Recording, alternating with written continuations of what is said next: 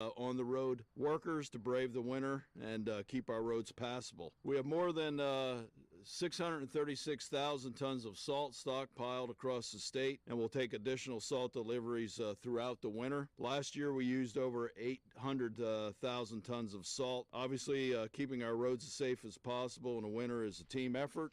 Each year we have hundreds of job openings statewide for temporary employment, ranging from equipment operators to diesel mechanics and welders. We currently have a number of permanent vacancies as well. I encourage anyone interested in these opportunities to visit employment.pa.gov. If you are interested in employment with PennDOT, there is a link on our website at beavercountyradio.com. Here's the Beaver County forecast on 95.7 and 99.3 FM, along with 1230 WBVP, 1460 WMBA, and streaming at beavercountyradio.com.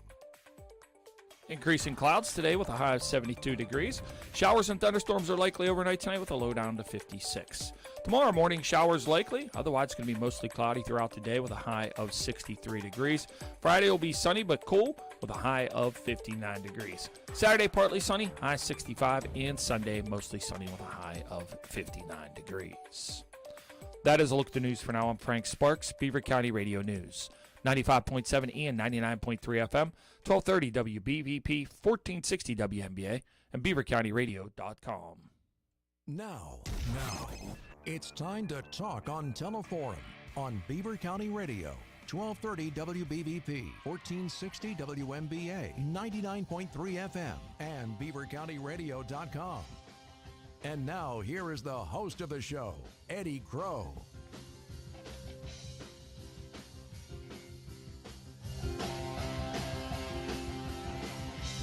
Hour number 3 of Teleforum, 11 minutes after 11, as promised. A return visit from Charlie Dirt. What's up, brother? Well, how you been the last month, Eddie? You know what? I've been fine. Charlie comes by about once a month, and it's garden jargon, and we talk about gardening, which, can I be honest with you? Good. If you would have told me when I was 18 years old that I would be looking forward to talking gardening, and don't take this wrong, it's not you, I would have thought you had 9 heads. Well, yeah. And I look forward to this. Welcome to the program. You school us up every month. I learn stuff every month, and I've got peppers coming for you. I got one more run of peppers that I think are going to make it in. Okay, yeah, and we had some frost in the area a couple of days ago. Fortunately, like where I live, it wasn't a heavy frost. It didn't kill my pepper plants and what's left of my tomato plants out in the garden. There was ice on windshields and cars and that, but it'll form on that before it gets on the plants a lot of times. And how my garden's set up, part of my garden is definitely protected by buildings and part of it is not. But, Eddie, I got one old fire I want to put out here. Okay. A couple of months ago, a nice gentleman called, and he had experienced the exact same problem that we all have, that your cucumbers are getting ready to produce like crazy, and then they dry up and die, and it's a worm or some critter that gets into the roots and sucks the juice out. I've had that problem for years, and it's kind of been one of those things. You don't see the forest for the trees. And I said, you know what? This is the kick in the butt I need to try to do something about this. I'm going to find out who's messing up my cucumbers. Yeah.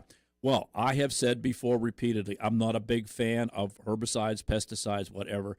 My theory is that there's when it comes to gardening, there's the right way, the wrong way, and the way that works for you. Mm-hmm. I always figured if it'll kill the bugs, it's not going to do you any good. So I try to avoid those chemicals. It's a good general rule in life, is it? Did it kill other living things? All right, I'm not going to drink it. Yeah, right. Yeah. Okay, so there is an old pesticide that my parents and grandparents used, and it's much less severe than a lot of these modern things. And it's Sevin, S-E-V-I-N, not S-E-V-E-N like the numbers, S-E-V-I-N. Okay. So I put some late cucumbers in, and I put them right near, not in the exact same spot because you got to rotate, right near where the worms had got into my cucumbers. When I cut the furrow before I planted the seeds, I spritzed some liquid Sevin into the soil. Then I planted the seeds, and I covered them up, figuring them critters are in the dirt. Mm-hmm. We're going to get rid of them in the dirt, and I won't be spraying it on the plants. Right. It worked. And it worked. It worked. I got no worms in the cucumbers. So that was a preliminary thing, and it was when the weather got cooler. But if you want to try that, and 7 did it. You don't need anything any stronger from what I can see. There's some pesticides out there that just scare me to death. Okay. Oh, yeah, like defoliating agents from Vietnam level stuff. Yeah, right? yeah. I like DDT that ruined the eagles and stuff. Yeah, what does that kill? Everything. Everything, yeah. Okay, so I just wanted to touch on that. Spritz a little 7, or there's powder. You can get it in a canister. You can dust it. I put it in the ground when I planted the seeds, and didn't have to put it on the plant. Got some cucumbers and didn't have problems with the worms. So we talked briefly yesterday. I said it was going to be a corny, dirty show. Yeah. You want to do corny or dirty first? Well, you start with corny to check about the sense of humor, but I do want to tell people, Charlie just solved the problem from the last show we did because somebody called in. If you've got questions about gardening, because we're getting to the changeover season, if you've got questions about gardening, you've got 2 options. You can call 724-843-1888 or 774-1888, or you can post your question on the live Facebook feed. This is being live Facebooked right now. I've already got a question. Go ahead. Well, somebody's calling. Let's see if it's for you. Okay. I'm hoping it's for you. Hi, thank you for calling. You got a question for Charlie? I do. Okay, what's your Charlie, question? I don't, Pinky Winky hydrangeas, or I guess hydrangeas in general, is now, it seems like they're still like flourish, but is it best just to cut them now to get that process over with? You have me at a loss. That's not one of my strong. I had hydrangeas years ago. I don't know. To me, you look more like a daffodil guy. Yeah, chrysanthemums. Chrysanthemums, yeah. Hydrangeas. Yeah, and I'm sorry. Is this Dean? Yeah, I love these bushes because they grow tall and you can hide stuff behind them. I have a garage behind my house, but I never know when's the proper time to trim them back. You know what, Dean? This is what, and I'm not trying to pass the buck because I said before, you could fill an encyclopedia with things that I don't know. Right. Beaver County Extension Service could probably help you out, or one of the local nurseries. They're good. Yeah, and because I have no idea, and I don't want to pretend like I know, but that's the answer. All right. And say that, Dean, I appreciate you calling. That goes back, and you've said that before. You learn every year when you do this. How many years have you had a garden? I'm not talking about the silliness that I do where I got a couple pepper plants on my balcony. I'm full garden. How many years have you done that?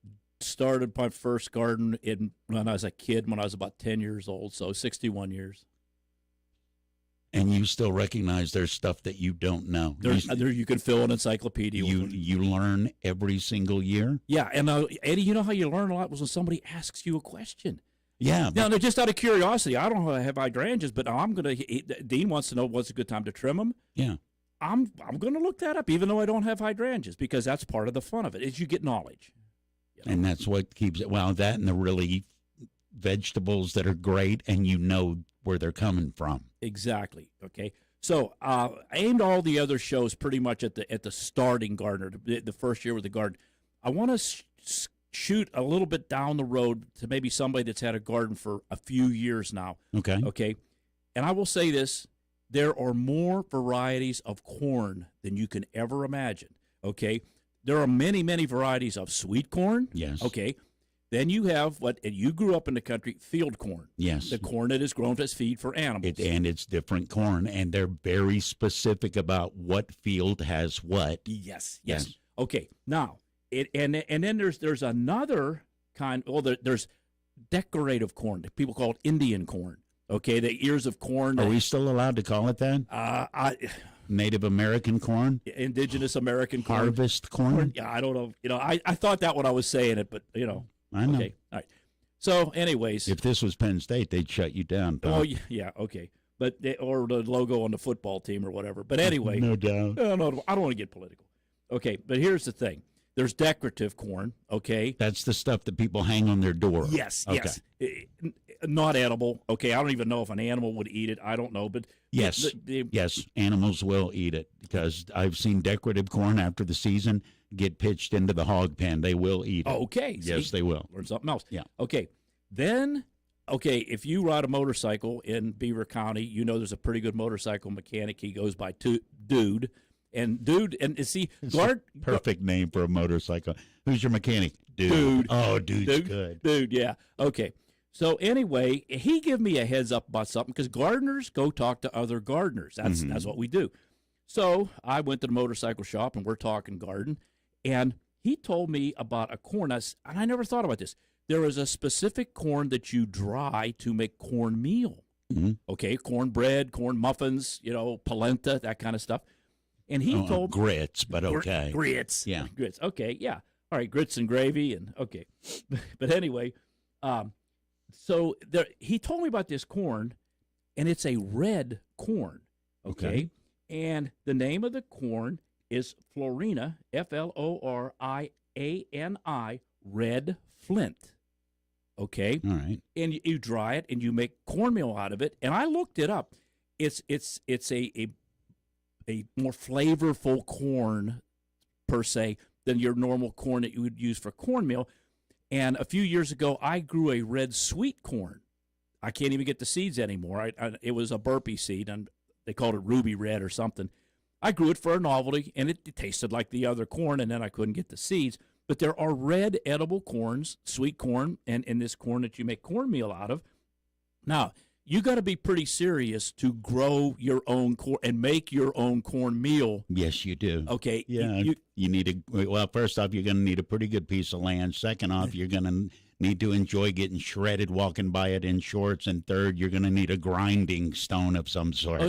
And you know what? Most of the old households, I have a hand crank grinder that belonged to my parents. Yeah. And we used to get field corn and grind it up and feed it to the pheasants in the wintertime. Okay. All right, so a lot of those old, and you at the flea markets and stuff, those things always show up. Most people don't even know what they are. Okay, so but that's just it, and so we got all these different corns for all these different reasons, but this is where it's going to get the home gardener, and you need to know this.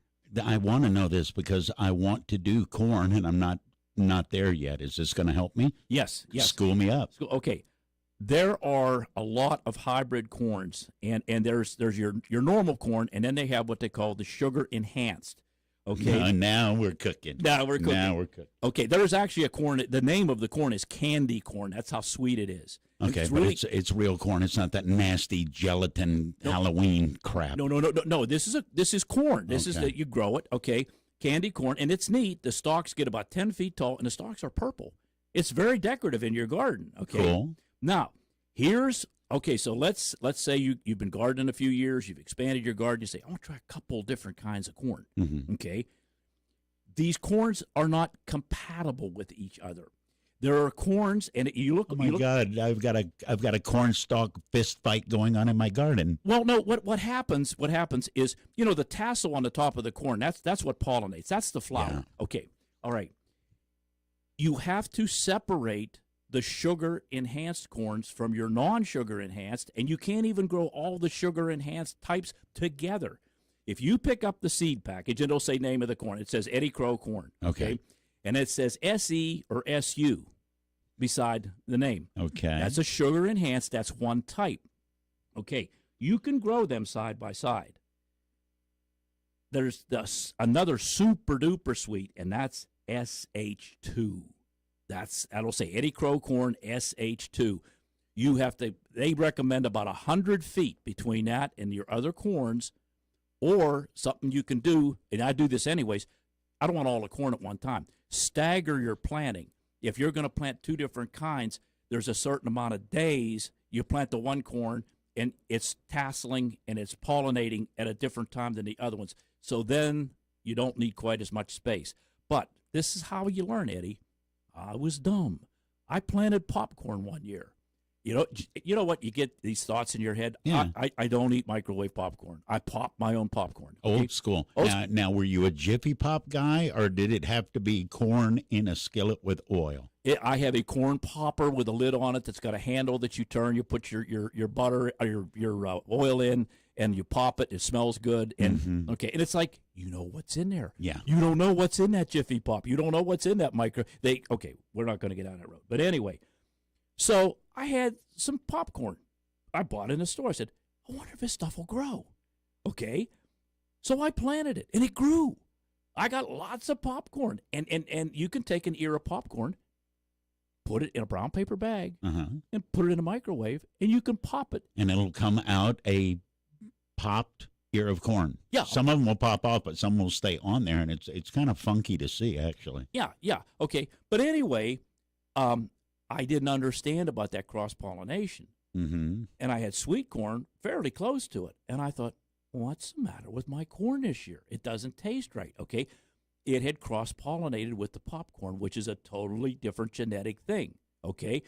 Corn pollen kind of likes each other, and the bees go from one to the other, or the wind blows it, or however it gets there. Mm-hmm. But that's the thing. If you're wanting, I guess the main thing, most people aren't going to worry about the cornmeal corn. Most people aren't going to worry about the field corn.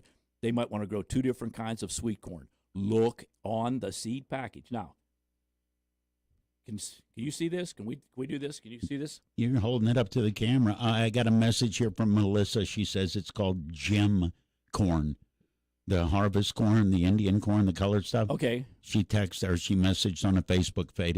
It's called gem corn. If you hold that up to the camera over there, you'd let people say, you brought this little catalog, and I instantly flash back to one of my jobs as a little kid was to go get the mail at my grandmother's house, go out to the road and get, and she got all of those catalogs like what you got. The day after Christmas, they start. Is the that when it Christmas is? cards stop, Yeah. and the seed catalogs.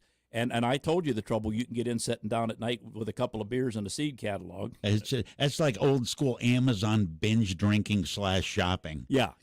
Okay, we don't want to say we're not going to go to binge. Yeah. But okay, this I just randomly picked a seed catalog, and there's dozens of kinds of sweet corn here. But if you can see, there's a little yellow insert in the page, and it tells you all about what I just said. Don't plant this corn with this corn. If you do, stagger the planting. Good seed companies give you this information about peppers, tomatoes, corn, everything. Because here's the thing, Eddie. They want you to be successful. Right. They don't want you going out and say, yeah, I bought seeds from the Eddie Crow Seed Company, and stuff was terrible. They want you to be successful. And it's like free information. You don't have to buy it. It's in the seed catalog. And if you get a seed catalog and it's just like a flyer and it doesn't have any of that kind of information in it, I'd be leery to buy anything from them. Charlie Dirt is my guest. It's Garden Jargon. It will continue after this. So what you're asking people to do to grow their corn correctly is read the instructions. Read the instructions. And I actually saw a picture of an ear of sweet corn that had one purple kernel in it, cross-pollinated with the gem corn. Thank you, Melissa. It's the place that makes your ears happy. The sound of a Beaver County radio broadcast live from the St. Barnabas studios at 1230 WBVP Beaver Falls and 1460 WMBA Ambridge. Hey, it's the Beaver Valley Community Concert Association proudly announcing its exciting 2022-23 season. Show number 3, Sail On, the Beach Boys Tribute, Thursday, November 17th at 7:30 p.m. Concerts held at the Beaver Falls Middle School Auditorium. For more information, contact Peggy McCullough, 724-846-3203. Please visit our website, www.bvcommunityconcert.org. Adult tickets, $60. Student tickets, $10. Or purchase a ticket at the door, $25 for adults. Student tickets, $5. That's the Beaver Valley Community Concert Association.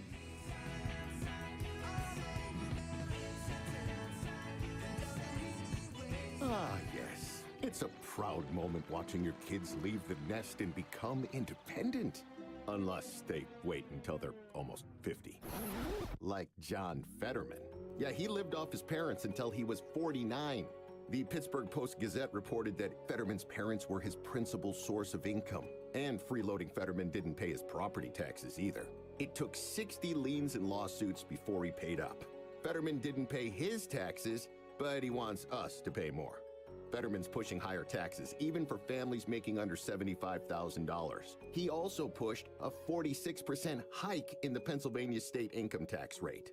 John Fetterman wants to raise taxes on working families. Yeah, that's pretty rich coming from a guy who didn't pay his own taxes. John Fetterman is a far-left tax-raising fraud. Senate Leadership Fund paid for and is responsible for the content of this advertising. Not authorized by any candidate or candidates committee. www.senateleadershipfund.org.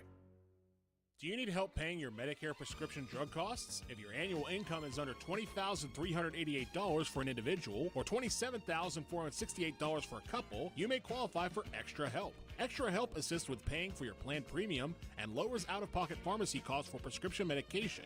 For more information, call the Pennsylvania Medicare Education and Decision Insight PA Medi program at the Beaver County Office on Aging at 724-847-2262. Supported by a grant from the Administration for Community Living. As in all human conflict, adults fight and children suffer. Today, 7.5 million children in Ukraine need to find water and shelter. They need safety and school. They need a place to sleep and comfort in the dark. Show them the world cares. Support UNICEF. On the ground in Ukraine, we won't stop until every child is safe. UNICEFUSA.org/Ukraine crisis. Beaver County Radio's news source, 95.7 and 99.3 FM, along with 1230 WBVP, 1460 WMBA, and streaming at beavercountyradio.com. Here's Frank Sparks. And good morning on this Wednesday morning, October the 12th of 2022.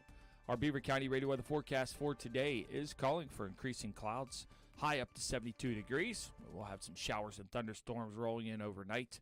We'll have a complete Beaver County radio weather forecast coming up for you right after we have this look at news. Beaver County Radio News correspondent Sandy Giordano is reporting that New Brighton Fire Chief Paul Book reported this morning that his department responded to a fire call at the E.B. McNitt Apartments in the 800 block of Allegheny Street at 12:50 a.m. this morning. One apartment causing extensive damage. He said there was water damage to the building due to the sprinkler system that was activated. A resident and firefighter sustained a minor injury but were not transported to the hospital. The chief said both received treatment on the scene. Firefighters from Beaver Falls, Bridgewater, Beaver, Rochester assisted at the scene. The cause is under investigation, and the Red Cross is assisting residents. The Hopewell School Board met last night and accepted the resignation of their school board president. Beaver County Radio News correspondent Sandy Giordano has more. School Board President Dave Buffalini wasn't present at Tuesday night's work session. He had submitted his resignation prior to the meeting, effective October 29, 2022. Board Vice President Dan Santia was elected Board President, and Lori McKittrick was elected Vice President. The board meets in regular session on Tuesday, October 25th at 7 p.m. in a junior high school boardroom. This is Sandy Giordano reporting for Beaver County Radio.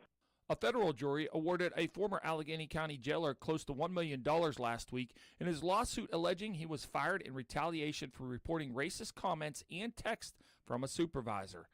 Jeffrey Kengerski filed the lawsuit against the county and the jail warden in 2017 after his 2015 termination for what Kengerski's attorney says were false allegations of misconduct by subordinates. An attorney for the county maintained yesterday that Kengerski was fired for proper cause, that the county does not condone racism, and the county will likely appeal. General Motors is creating a new energy division that will include chargers for electric vehicles, solar panels, and other energy-related products and services. The company said yesterday that the unit called GM Energy will have offerings for home, commercial, and electric vehicle customers. The division will also be able to sell energy from electric vehicle and stationary storage batteries back to utilities during peak high-energy consumption periods. With the holidays quickly approaching, the U.S. Postal Service is hiring 28,000 seasonal workers in the Keystone State and across the country. Danielle Smith has more. The Postal Service also plans to add 1,000 more truck drivers, letter carriers, and processing team members. Kimberly Miller, president of the Postal Workers Union Keystone Area Local, says the hiring blitz is necessary to keep up with demand. The USPS was also affected by the pandemic, and its workforce is logging massive hours. Miller adds the worker shortage means some post offices closing their windows early and delays in processing and delivering the mail on time. I mean, we're struggling to maintain the hours, especially in the Harrisburg area. We had Carlisle Post Office last year that went weeks without delivery. And then so the union got involved and say, hey, look, this is an unsafe work condition. You need to clear the floor. You need to bring people in and get this mail to the customers. This month, 3 members of Congress from Pennsylvania sent a letter with a list of demands to Postmaster General Louis DeJoy to address ongoing mail service problems in the state. It detailed instances of late or inconsistent deliveries, wrongfully delivered mail, lost packages, as well as open and stolen mail. Angela Lansbury, the scene-stealing British actress who kicked up her heels in the Broadway musicals Mamie and Gypsy and solved endless murders as crime novelist Jessica Fletcher in the long-time-running TV series Murder, She Wrote, has died at the age of 96. Lansbury died yesterday at her home in Los Angeles, according to a statement from her 3 children. Lansbury won 5 Tony Awards for her Broadway performances. She earned Academy Award nominations as supporting actress for 2 of her first 3 films, Gaslight and The Picture of Dorian Gray, and she was nominated for the Manchurian Candidate in her deadly portrayal of a communist agent and the title character's mother. Here's the Beaver County forecast on 95.7 and 99.3 FM, along with 1230 WBVP, 1460 WMBA, and streaming at beavercountyradio.com. Increasing clouds today with a high of 72 degrees. Showers and thunderstorms are likely overnight tonight with a low down to 56. Tomorrow morning, showers likely. Otherwise, it's going to be mostly cloudy throughout the day with a high of 63 degrees.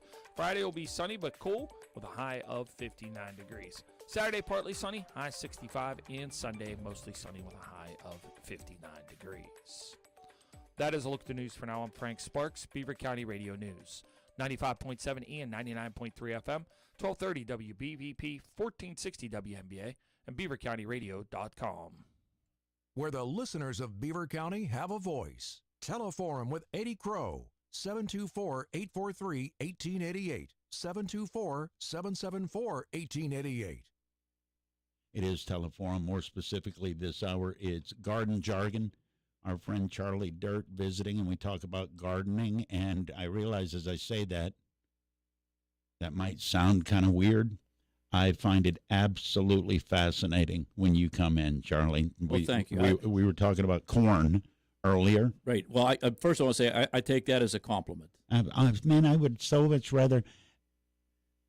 I know just enough to cuss my plants. Yeah. I have 2 tomato plants that I've spent all summer, and I guess, is worth the $2 for the seeds, but all I've done all summer is cuss them because they hadn't done nothing. Well, I know a guy, I haven't talked to him for years, and I think it was his brother-in-law that was a gardener, and he would tell me, he said, you guys grow a garden just so you have something to complain about. I could see that, or something to complain about, or something to brag about. Because if you get something cool, you take it to the county fair. Well, yeah, you guys did a news story yesterday about a pumpkin that weighed 2,500 pounds. Right on. How do you move that thing around, man? Flatbed truck, baby. And you take it to the pumpkin roll in New Brighton and smash cars. Oh, that would be great. Yeah.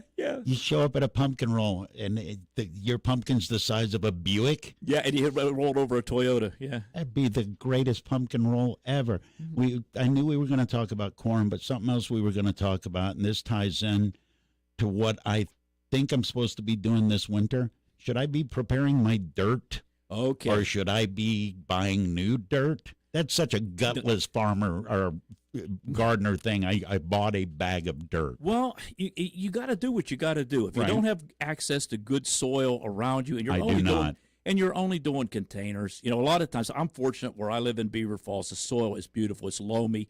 This topsoil is like 10 inches thick.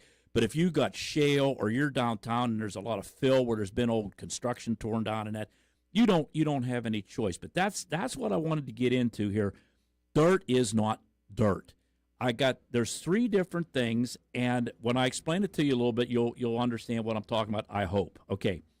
All right. Now, there is topsoil.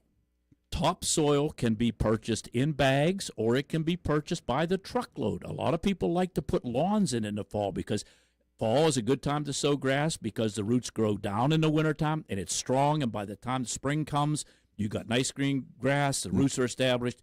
And if you don't have good topsoil naturally there, you can buy a truckload of topsoil. Yeah, like so many cubic feet, and they come and they just put a big pile of it in your yard. That's the other thing. Right. Thank you for bringing that up. Yeah. Any truck driver, any dump truck driver worth his salt knows how to do what they call tail spreading. Mm-hmm. He starts at the end of your property. He tips the bed up and just cracks the tailgate open a little bit and slowly rolls across your property, and the tons of soil is distributed, you're going to have to do a little raking and a little moving. But if the guy just comes and dumps tons of dirt in a pile, you're going to be out there with a wheelbarrow and a rake and shovel for the rest of your life trying to level that I up. had a guy do that to me with mulch. I have never cussed the total strangers. I shoveled mulch into a wheelbarrow and moved it around for 4 days. It was miserable. Yeah. And I've seen some truck drivers that are amazing tail spreaders. You know, you can even tell about, can you put it down about 2 inches thick? And he'll adjust the opening on the tailgate and slowly raise the bed as he's going. That's an art in itself. Just like running a tiller. Yeah. Yeah. Yeah. Okay. So if you're going to put in a lawn and you're going to buy topsoil, okay, make sure when you call the place, just ask, can he tail spread it? That's just a little thing, not about the quality of the soil, but that's topsoil. All right. Well, that tells you that the people you're dealing with actually know what you're using it for. It's just not bring me a truckload of dirt and dump it off. Right. They have a skill set to recognize that phrase. Right. Okay, now here's another place where you might need some topsoil, but you don't need a truckload. You might need a few bags of it. This is the time of year people love to put chrysanthemums in. Mums are a fall flower. You go out and dig around, and the soil just doesn't look good. If it's hard, clay, whatever, okay, that mum got to get rooted quick. Okay, you can dig out the hole and you can put, or if you want to plant a couple of fruit trees now, or some kind, you might have to get a small quantity of topsoil. Okay, and the old farmers, the old timers used to say, dig a $10 hole to plant a $5 tree. Dig a big hole so them roots can move. Dig a big hole. You might have to buy a little more topsoil, you know, to plant it if your soil isn't good. But that's topsoil. Now, what you want is potting soil. Potting soil is for, like, if you're bringing your outdoor plants inside or your tomato plants in the spring. Potting soil can be, but some people call it, some of the bags say different things, gardening soil, whatever. All right, well, that's where I get confused, because I see this potting soil is for vegetables, this is for fruits, and they break it down. Are they breaking it down because it's true, or are they breaking it down to? They're helping you, and there may be an actual, some have an analysis on the bag. Okay. You know, your nitrogen, phosphorus, whatever might be in it. Other ones don't. But if you're using potting soil, which is different than topsoil, it'll be a little finer, you know, a little more nice soil to work with, okay? And you're putting it into containers, and you're not sure about it. There's a little trick. I love Miracle Grow. Mix up Miracle Grow according to the directions, and you can feed your plants. But Jobs, Jobes, they make these little plant spikes. I meant to bring a package, and I forgot.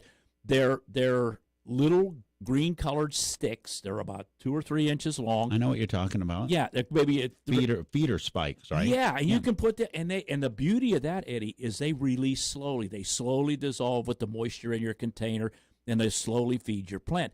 And if you put the fruit trees in, Jobs makes spikes, big spikes. Okay, like the size of a tent, okay, and it comes like a railroad tie to knock into the ground. Yeah, Yes. like a railroad. That's exactly right. That's what they look like, and there'll be a little plastic cap in each package, and you put that so you don't shatter the thing and you drive a couple of them down by the tree. For the most part, most of it, you're good to go. That'll slowly dissolve, and if you get the fruit tree spikes, it's going to have what that fruit tree needs. Do I have to do that every year, or do I just have to do that with the original planting? I would feed it every year, you know, and read. There's a guy who used to have a radio show, and it was Fred Naismith, and he was on this channel years ago, syndicated, and he said every show, he said 100 times, follow the label directions. Follow, don't mix it stronger than it's supposed to be. Don't mix it with. If it tells you to put the spikes this far from the tree, put it that far from the tree. Miracle Grow and the food spikes for your plants, the indoor plants you're bringing in. You could even, if you wanted to, if you're putting your mums in, you could probably put the Job spikes in there too. But usually with mums, you can use a little dry fertilizer, Miracle Grow, or whatever. Okay? So treat the spikes like you would treat a mail-in ballot. Follow the directions. Put a date on it and drive it down. Put a date on it so nobody comes and rips the tree out and doesn't count it. Yeah. And then the next thing, and this is what you're going to want, if you're getting a little more advanced gardening and you say, I want to start my plants from seeds next year because, man, I bought tomato plants last year and they're getting really expensive. Or I bought pepper plants. They're getting really expensive. Those 2 tomato plants that I've gotten maybe 10 tomatoes off total, I guarantee you those 2 tomato plants cost me more than it would have cost had I bought 10. My yield did not cover the cost. Okay, so then you're off season here. You need to look into, what to do, maybe a different variety of tomato. Yes. Okay, something like that. Okay, so and it used to be like a flat. If you went and got a flat of plants years ago, there were 72 plants in a flat. Now, I think the last time I saw, there were like 48 plants in a flat. The flat is as big, but the individual cells are bigger. Okay, so in the same size flat, I'm talking the big container. Right. Okay? Instead of having like 72, now there's 48, or maybe even less, and the price goes up. Yeah. And I'm not rapping on the people that grow the plants because all their costs are going up. Everything is going up. So if you invest in some seeds, and now this is the other dirt, so to speak. Okay. It is seed starting mix. Okay, I'm going to say a brand name here. I use a product called Pro Mix. I start a lot of seeds. I have a little greenhouse. This thing comes in a big bale. It's like it's a bale the size of a bale of hay. It's a big plastic bag. That's how big it is. And this potting mix, this Pro Mix, is compressed in there. It's like a block, and you start breaking it out. How compressed is it? Because if it's the size of a bale of hay and it's dense, that's a heavy block of dirt, man. I unload it out of my truck and roll it across the yard and roll it down my cellar steps into my coal cellar. I don't carry that thing. Okay, when you go to the feed mill to get it, they bring it out on a dolly. They don't carry it out. Okay, but you're probably not gonna need that much unless you're as crazy as me. Okay, unless your whole backyard you're planting. Yeah, exactly. Okay, all right. So you can buy the same type of stuff in smaller bags. There's all different size bags. It's basically peat moss and chopped up vermiculite, little pellets, like the white insulation stuff. Yep. Okay, that's what it's and like. Peat moss isn't particularly dense, so. Yeah, and they compact it. Yeah, and it's a peat moss-like medium. I won't say it's exactly peat, but it's that kind of a thing. It's not soil. It's a processed kind of thing. And it's neat because it's got little pieces of sticks and stuff in it because when they were chopping up whatever they put in there. It feels organic. Yes. It's very, very a happy time when you're using it. Yeah. Okay. And you buy that and you buy your seeds and you can't just put this stuff in a container and put your seeds in. You have to, if you've ever mixed cement, you put your stuff, I put it in a bucket, and I mix the water with it, and you make it like a pasty consistency, I guess. I mix, now, Miracle Grow or Epsom salts, whatever you're adding as a supplement, is usually 1 tablespoon per gallon.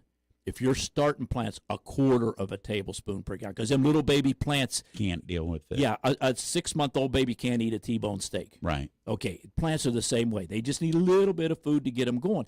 And in that little tiny seed, there's a little bit of food to get it started, just on its own. There's a little bit of nutrition that nature put in that seed. Basically the seed version of an amniotic sac. Whatever that is. Yes. Okay, all right. Now, and some seeds, when you start them, they'll say to start them in non-fertilized medium. Okay, that's what they recommend. Now, another little trick.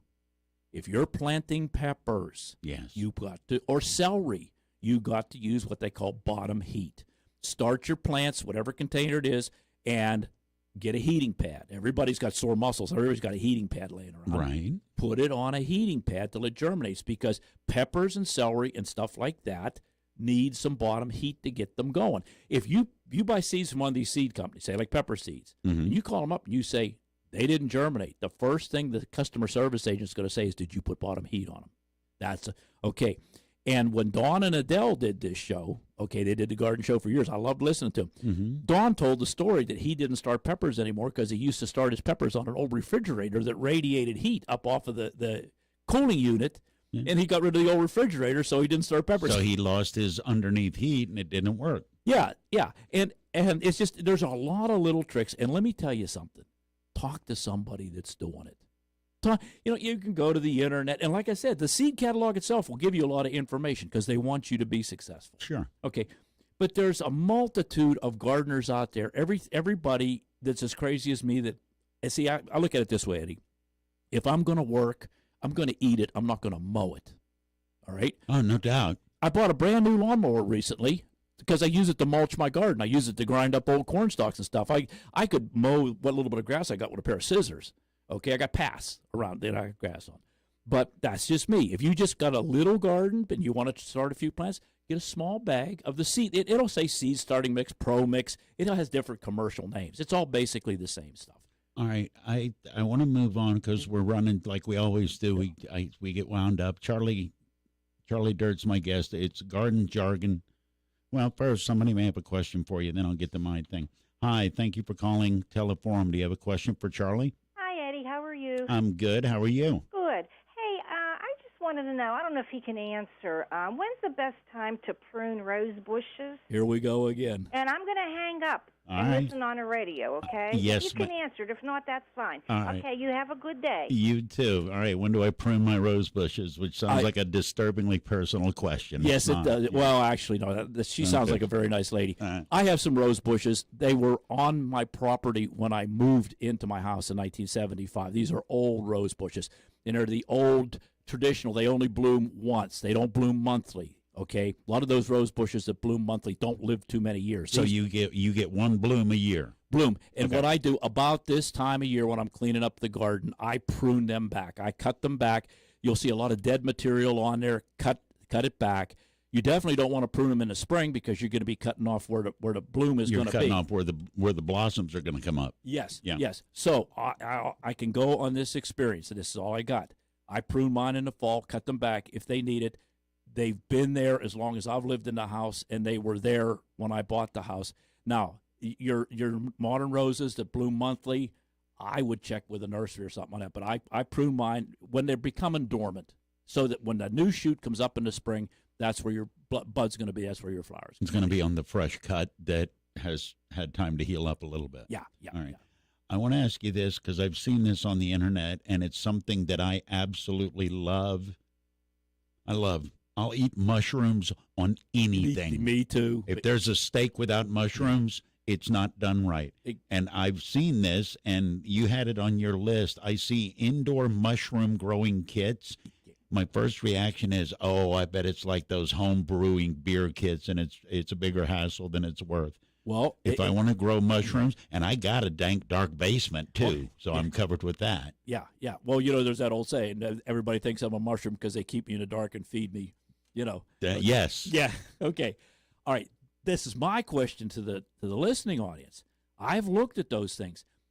And when they first come out, some of the big seed companies had them, and it was just like a waxed box that it had the sterile growing media and the mushrooms. Right. It was like a science fair exhibit looking thing. It was just a box and mushrooms grow. Yeah. And even back then, they were like $30, $40, $50, and you only get one. I understand you get one shot of mushrooms. Okay. Now there's dozens of them out there. They have them for as low as $8 or $10 for small ones. Okay. Mm-hmm.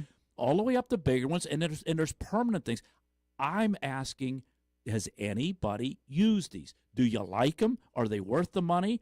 Or do you say, is it like home brewing? Is it more of a pain in the butt than what the yield you're going to get out of it? I had a friend that got into home brewing real bad and got the kit, and this is when I drank beer, and as he's explaining the process to me, the beer tasted less good because it's like, dude, you got a whole lot of stuff going on when literally you could spend the same amount of money and get the same amount of beer at a store. Right, and there are things like that. There are things that it's the novelty of doing it. You're not doing it to be cost effective. You're saying when you bring that steak out for your company and you've got the sautéed mushrooms and you put them out, you say, I grew them. That's why I want to do. I've got no interest in the hobby of it. This is about providing food that I know where it came from. Right, and I'm exactly like you. I mean, my family laughs at me because of the way I love mushrooms, and mushrooms is one of those things people either love them or hate them. Oh, there's people that don't even want to be in the same room with them, and there's other people. I could eat mushrooms as a main course. I have. Oh yeah, you cook them right, you can. I absolutely. Well, one of the first, I guess, acceptable vegetarian substitutes for steak, grilled portobello. Oh, yeah. Well, if you go right up Route 18 up here, there's a facility where people store their RVs and trailers and stuff and motorcycles. It's the old mushroom mine. They, right up on 18, they grew those white-cap mushrooms years ago. And you used to be able to go up there and get what they called mushroom manure. It's sterilized. It's horse manure and some other things that they grow the mushrooms in. They can only use it one time because they can't take a chance of it getting contaminated and something bad growing. And you could go up there and buy tons of that stuff if you want it. And my God, what that does for your garden, especially if you got the clay soil and you till that stuff in, there's a nutrient value there. We talked about tetanus on one of the first shows. You don't have to worry about the tetanus from the horse manure because they sterilized it. Right. Now, Eddie, go up there and go in there. It's like a city. There are businesses in those caves up there. Oh, absolutely. You know? All right, here's what we're going to do. I'm going to order one of those mushroom growing kits, and I'll be the guinea pig, and we'll find out if they work. Okay. If you don't hear from anybody, because I've seen them, and I have mushrooms with breakfast. A full English breakfast isn't a full English breakfast without a big pile of fried mushrooms. Yeah. Mushrooms on steak, breaded mushrooms when morel season hits. Oh, yeah. All right, so I will get an indoor mushroom growing kit. Yeah, you'll be like Forrest Gump with the shrimp, boiled mushrooms, fried mushrooms, baked mushrooms. I'm too close to Forrest Gump now to dance any closer to that music, but thank you. Is there anything that I should have asked you that I didn't ask you? What have we not covered? Well, we covered everything I wanted to get to. Okay. And how much time we got left for somebody to call? About 2 minutes. 2 minutes. Okay. Yeah, don't be shy. Or if you feel more comfortable, send them a message in on Facebook. And because the amazing thing about those mushroom kits, if you look them up, you can grow any kind of mushroom practically there is. I'm assuming the mushrooms, I'm picturing a big version of a chia pet. It comes with the seeds too, right? And a growing medium, which you have. Okay, and they have other ones. It's a permanent container, and you can reuse it. And you buy the growing medium and the spores, whatever kind of mushrooms you want to do. I'm sure there's some precautions you got to take. If you've had mushrooms in there before, you're going to reuse the thing. Mm-hmm. But like you said, you don't need light. I've known people that they grow them in a closet, they grow them in the basement. Yeah. Okay, and some of the ones I've seen, they look really neat. It's like a square box. And I saw a video of it, and you put the stuff in it, and you water it, and the mushrooms come out through openings in the box. It was like a time lapse. So you ain't even got to dig them out or break them off. They're coming out for you to just snap off. If that's the truth. But see, that's the thing. You got to talk. If you want to garden anything, I don't care what you want to grow, okay, talk to somebody that has grown it, or talk to somebody that had the same trouble you had and said, hey, you know what? I fixed that this way, okay? So just remember, keep your distance on your sweet corn or stagger the planting. Pick the right dirt for the right job, okay? But the next time when we do this show, Eddie, it'll be Charlie Dirt, and you can change your name to Sammy Soil. No, I'm gonna work Monty Mushroom. Monty Mushroom. There you go. How about Freddy Fungi? Oh, that's even better. All right, it's been Charlie Dirt and Freddy Fungi with Garden Jargon on Teleforum. Farming is dangerous. There's dangers all around us. We work around it and we live around it every day. And we just become desensitized to what's around us.